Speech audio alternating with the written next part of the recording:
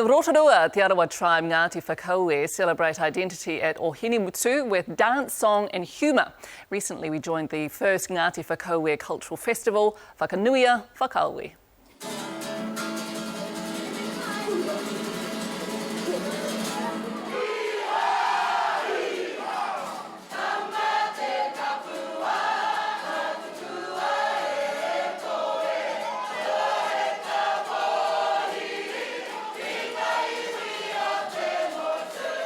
He mea whakaopeope ai, te iwi ake o whakaue, ngā uri o whakaue kai pāpā. He mea whakakotahi, he mea e kite ai ngā uri whakaheke i te tino o tēnei mea te iwi.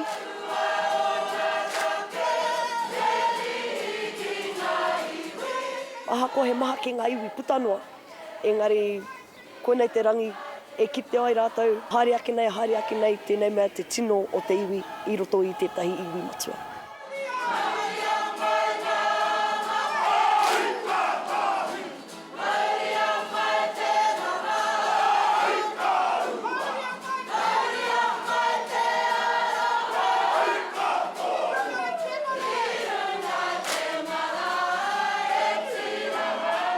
And being from Te aAawa, we're not used to having photos taken of us for free.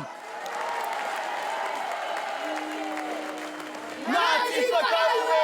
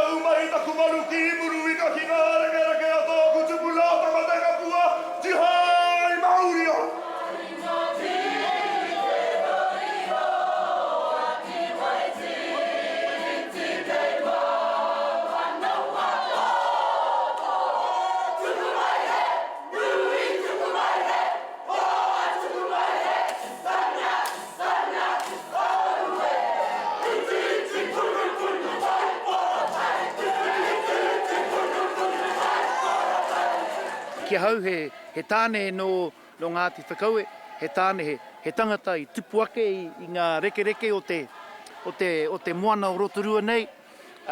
He tangata me he mea ka tiro atu au ki te mautere kei muri a hau ko te motu tapua timi rau. Ko mohi o nei, kei ta kāinga.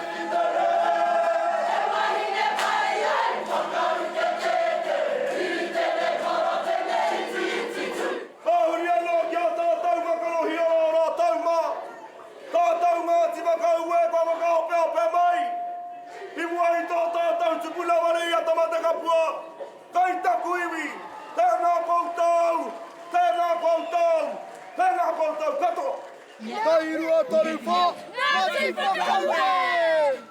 Ko te waiata e whai ake nei, ko te kauenga tō mātou reo aroa, ki tō mātou koeke, ara wiri rangi tauira!